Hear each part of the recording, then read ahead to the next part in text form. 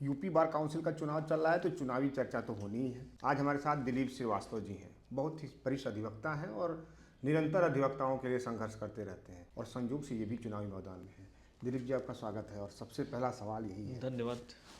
आपको क्या लगता है कि अधिवक्ताओं की प्रमुख समस्याएं क्या हैं? इस समय तो ज्वलंत समस्याएं हापुड़ कांड के बाद सभी अधिवक्ताओं की मांग है पेट प्रोटेक्शन एक्ट।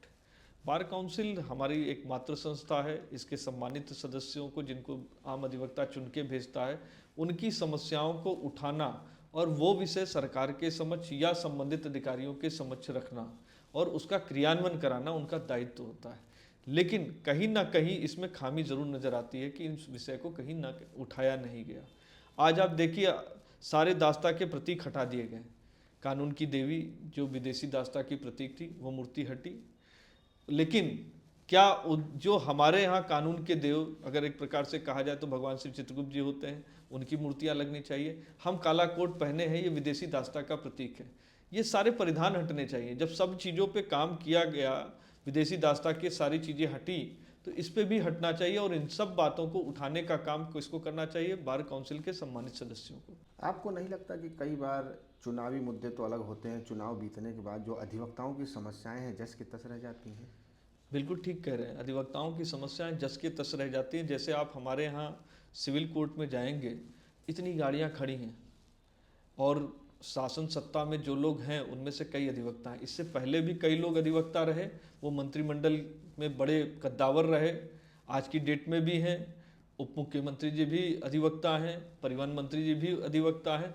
लेकिन हम लोग उन तक अपनी ये आवाज़ नहीं उठा पा रहे हैं कि यहाँ पार्किंग की एक बड़ी समस्या है। हमारे प्रतिनिधि नहीं उठा पा रहे हैं। अगर वो रखें तो इस पे क्रियान्वयन हो सकता है। हमारे यहाँ से सिविल कोर्ट से और हाई कोर्ट से ताल्लुक़ रखने वाले 7 सम्मानित सदस्य हैं जो बार काउंसिल में मेंबर हैं, लेकिन अगर उनसे पूछा जाए तो उनके द्वारा यह कार्य शून्य किया गया। मैंने IGRS भी डाली थी और इसमें मैं तैयारी भी कर रहा था कि हाई कोर्ट में जाऊंगा कि स्थान दिया जाए और जो वाहन पार्किंग की एक बड़ी समस्या है वो समाप्त हो। अगर कहीं पे भी कोई दुर्घटना कारित हो जाती है तो कोई भी अग्निशमन वाहन जो है वहाँ पे फायर ब्रिगेड की गाड़ी नहीं पहुँच सकती, एम्बुलेंस नहीं पहुँच सकती। ये ऐसी कई घटनाएं घट चुकी हैं। इन सब पे समस्याएं जस की तस बनी हैं और मुझे आप प्रतिनिधित्व के तौर पर अगर आम अधिवक्ता वहाँ पहुँचाता है तो समस्याएं नहीं होंगी, समाधान होगा। एक पार्षद के तौर पर रहते हुए भी मैंने समाधान दिया। आप मेरे क्षेत्र में चले जाइए, हर तरह से जो नागरिकों की मूलभूत समस्याएं थी उनका समाधान मैंने निकाला अपने कलम के दम पर, और सड़क से लेकर सदन तक।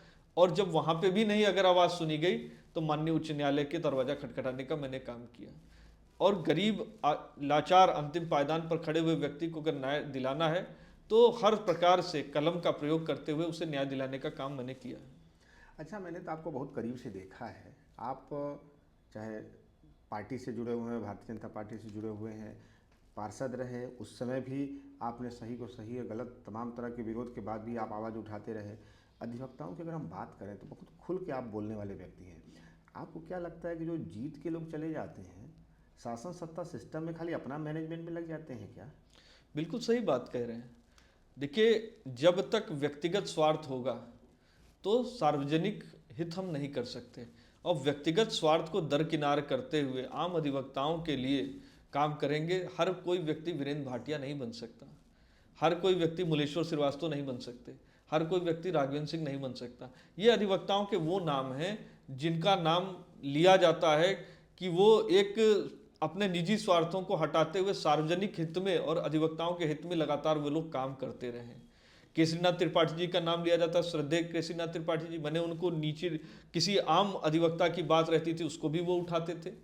ऐसी महान विभूतियां भी रही, लेकिन उन्होंने कभी निजी स्वार्थ के लिए नहीं लिया। उन्होंने उन सब चीज़ों को दरकिनार करते हुए सार्वजनिक बातें को उठाने का काम किया। और वह ऐसी पर्सनालिटीज विधानसभा के अध्यक्ष के तौर पर भी वो रहे, सबकी मदद उन्होंने की। अगर बार काउंसिल हमारी मातृ संस्था है, इस पे बैठा हुआ व्यक्ति अगर एडवोकेट प्रोटेक्शन एक्ट की बात रखता माननीय मुख्यमंत्री जी, तो आज उत्तर प्रदेश पहला ऐसा राज्य होता जहां एडवोकेट प्रोटेक्शन एक्ट लागू होता और अधिवक्ताओं की बहुत सारी समस्याओं का समाधान होता। अच्छा दिलीप जी, हमारी कई लोगों से बात हुई, कई आपके अधिवक्ता साथी जो चुनाव मैदान में हैं, तो एक्ट की बात तो सब लोग कर रहे हैं, लेकिन वो जब वो पद पर थे तो नहीं लागू करा पाए। देखिए, मैं फिर वही बात कहूँगा, ड्राफ्ट तैयार हुआ, ड्राफ्ट तैयार होने के बाद आपत्तियां मांगी गई, आपत्तियां मांगने के बाद इसको वहाँ पे फिर अपनी आवाज़ उठाने का काम किसको करना चाहिए था?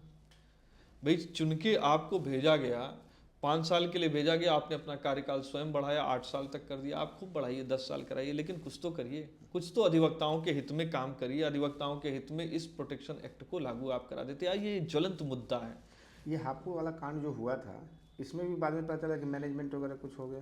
देखिए, जब आपने जो प्रश्न किया, अगर हम वहाँ माननीय मुख्यमंत्री जी से मिलने जा रहे हैं, तो अगर हम ये कहेंगे कि हमको CSC बना दीजिए, डबल AG बना दीजिए, या हमारे किसी को जज बना दीजिए, हमारा निजी स्वार्थ जब आएगा तो सार्वजनिक बात हम नहीं कर सकते, अधिवक्ता हित की बात हम नहीं उठा सकते। अधिकारी के सामने जब हम सर करके बात करेंगे तो हम कभी नहीं उठा पाएंगे। जब आंख में आंख डाल के बात करेगा अधिवक्ता, मुझे अच्छी तरह से याद है कि जब अधिवक्ताओं की मामले, एक प्रश्न हुआ था, इंटरव्यू किया जा रहा था सरकारी वकीलों का, तो जयकृष्ण सिन्हा जी वरिष्ठ प्रचारक भी रहे और संघ के बड़े स्वयंसेवक के रूप में उन्होंने प्रचारक के तौर पे भी उन्होंने बड़ा काम किया। उन्होंने साफ मना कर दिया किसी अधिकारी को, उन्होंने कहा मैं त्यागता हूँ इन सब चीज़ों को, और वो पद से भी हटे। वैचारिक पक्ष और दृढ़ संकल्प जब होगा तभी चीज़ों का समाधान होगा। क्या लगता है अधिवक्ताओं के लिए स्वास्थ्य बीमा होना चाहिए? बिल्कुल होना चाहिए, स्वास्थ्य बीमा होना चाहिए। मैंने कई जिलों का दौरा भी किया, और मृतक अधिवक्ताओं के संदर्भ में मैं तो आपके चैनल के माध्यम से कहूँगा कि जैसे सभी जगह का एक बार काउंसिल का भी पोर्टल होना चाहिए, जिसमें जो समस्याएं हैं, जो प्रार्थना पत्र दिया जाता है मृतक अधिवक्ताओं के परिजनों द्वारा, अगर उन्हें सूचना दी जाती है तो एक समय सीमा पर उन्हें जो धनराशि देनी है, देय धनराशि हो, उसे उन्हें तत्काल उनके परिवार तक पहुंचा देना चाहिए। और इस पे अगर बार काउंसिल के सम्मानित सदस्यगण सभी लोग एक अपना निजी स्वार्थों को त्याग करते हुए एक योजनाबद्ध तरीके से करते कि अधिवक्ताओं का स्वास्थ्य बीमा होना चाहिए, तो स्वयं अपने द्वारा करा सकते हो, तो जिले के द्वारा या बार एसोसिएशन के माध्यम से या सरकार के माध्यम से आयुष्मान कार्ड को भी, आयुष्मान कार्ड या जो 5 लाख का बीमा सरकार के द्वारा है उसको भी इसमें कर सकते थे कि हमारे आम अधिवक्ताओं को इसका लाभ मिले। लेकिन आज एक स्वस्थ चर्चा भी होनी चाहिए बड़े पैमाने पर कि जो लोग हमारे पेशे को गंदा कर रहे हैं, जो कलंकित करने का काम कर रहे हैं, जो प्रॉपर्टी का काम कर रहे हैं, आज ऐसे भी लोग बार काउंसिल का चुनाव लड़ रहे हैं जो प्रॉपर्टी का काम करते हैं। और ये चुनाव आप समझिए धनबल का विरुद्ध चुनाव है, ये अराजकता के विरुद्ध का चुनाव है, ये आम अधिवक्ताओं की लड़ाई लड़ने वालों का चुनाव है। जो लोग तमाम प्रलोभन स्वार्थवश जो सबको प्रलोभित करने का काम कर रहे हैं और फिर अधिवक्ताओं को बेचने का काम करेंगे, जो प्रॉपर्टी डीलर होगा वो अधिवक्ताओं की आवाज़ कभी नहीं उठा पाएगा, वो अधिकारी के सामने दबा रहेगा। ऐसे लोग भी मैदान में हैं, वो तमाम प्रलोभन के साथ अधिवक्ताओं को प्रलोभित करने का काम कर रहे हैं। ऐसे लोग ये लोग जो है अधिवक्ता पेशे को गंदा करने का काम करते हैं। आप तो राजनीतिक परिवेश को भी बहुत करीब से देखते हैं, आपको क्या लगता है कि मतलब ये जो अधिवक्ता का जो चुनाव हो रहा है इसमें भी प्रलोभन उन्होंने चल रहा है? बिल्कुल इसमें प्रलोभन चल रहा है, मैं तो इसे खुले उससे कहना चाहूँगा कि इसमें प्रलोभन चल रहा है। और जो अधिवक्ता होगा वो अपनी बात रखेगा, वो कलम का सिपाही होगा। और ऐसे भी लोग लड़ रहे हैं, अच्छे लोग लड़ रहे हैं, जो वकील हैं, पेशेवर वकील हैं, अधिवक्ता हैं, और वो अधिवक्ताओं के लिए काम भी कर सकते हैं, उनका संकल्प है। वो आज भी अच्छे लोग मैदान में हैं और उनका मैं स्वागत भी करता हूँ। और तमाम ऐसे आपको ऐसे व्यवसायी लोग हैं जो हमारे पेशे को गंदा करने का काम कर रहे हैं, कहीं ना कहीं वो इस समाज को गंदा करने का काम करते हैं। ऐसे ही लोग आपको थाने चौकी पे मिल जाएंगे, ऐसे ही लोग कब्जेदारी में आपको मिल जाएंगे, जो हमारे प्रोफेशन को गंदा कर रहे हैं। दिलीप जी, एक चीज़ और है, जो तमाम ऐसे लॉ कॉलेजेस खुल गए, जो कुछ नहीं कर पा रहा है लॉ कर ले रहा है, स्कूल भी जाना नहीं है, टीचर नहीं है, इंफ्रा नहीं है, सिस्टम नहीं है, पढ़ेंगे नहीं, पास होके आ गए तो प्रैक्टिस क्या करेंगे? देखिए, लॉ कॉलेज का जो मानक है और उसको मान्यता देने का काम जो है बार काउंसिल, जो हमारी मातृ संस्था है, उसके द्वारा किया जाता है और उस पर रोक लगनी चाहिए।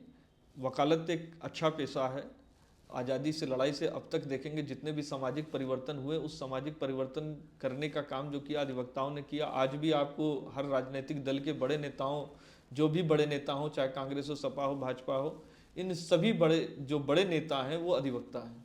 सर्वोच्च न्यायालय के अधिवक्ता हैं, उच्च न्यायालय के अधिवक्ता हैं, और उनकी एक पर्सनालिटी है, उनका एक व्यक्तित्व है जो समाज को प्रभावित करते हैं, उनकी एक वॉइस है।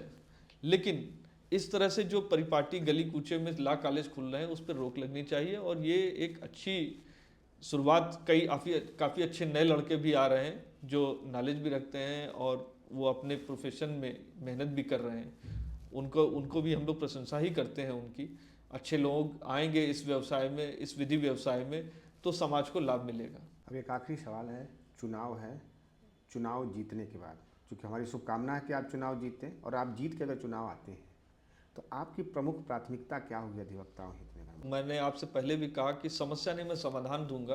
और जो मेरी प्राथमिकता है, एडवोकेट प्रोटेक्शन एक्ट, स्वास्थ्य बीमा और मृतक अधिवक्ताओं के परिजनों को मिलने वाली जो धनराशि है वो एक तय समय सीमा के अंतर्गत उन्हें प्राप्त हो। Online registration, online COP। इसके अतिरिक्त जो तहसील स्तर पर जो अधिवक्ताओं की जन आम समस्याएं हैं उनको उठाने का काम, और जो कमिश्नरेट प्रणाली में जो खामियां हैं, अधिवक्ताओं को जो इन IPS के सामने खड़ा होना पड़ता है और वो जिस तरह का बर्ताव करते हैं, इसके लिए रोकने के लिए मैं सरकार तक बात भी उठाऊंगा। अब जो हमारे अधिवक्ता साथी देख रहे हैं उनके लिए क्या संदेश देना चाहेंगे आप? मैं तो आपके माध्यम से ये कहना चाहूँगा, लखनऊ मेरी कर्मभूमि है, मेरी जन्मभूमि है। मैंने सदैव आम हित में, जनहित में मुद्दों को उठाने का काम किया, एक नागरिक के तौर पर, एक जनप्रतिनिधि के तौर पर। कोरोना काल में जब सब लोग अपने घरों में रहते थे तो हम लोग अपने सिर पर पटका बांध के निकलते थे और जनसेवा हमने की है। जनसेवा सब लोगों ने उसको देखा भी होगा। तो हर प्रकार से मैं आप सभी लोगों से निवेदन करना चाहूँगा कि जो इतिहास मेरा रहा है उस इतिहास को भी देखते हुए आम अधिवक्ताओं के लिए मैं दृढ़ संकल्पित हूँ। मैं दिलीप कुमार श्रीवास्तव, एडवोकेट हाईकोर्ट लखनऊ, मतपत्र क्रमांक 103, लखनऊ मेरी कर्मभूमि है, लखनऊ मेरी जन्मभूमि है। आप सभी लोगों से निवेदन करता हूं कि प्रथम वरीयता का मत देकर मुझे विजयी बनाएं। बहुत बहुत धन्यवाद दिलीप जी।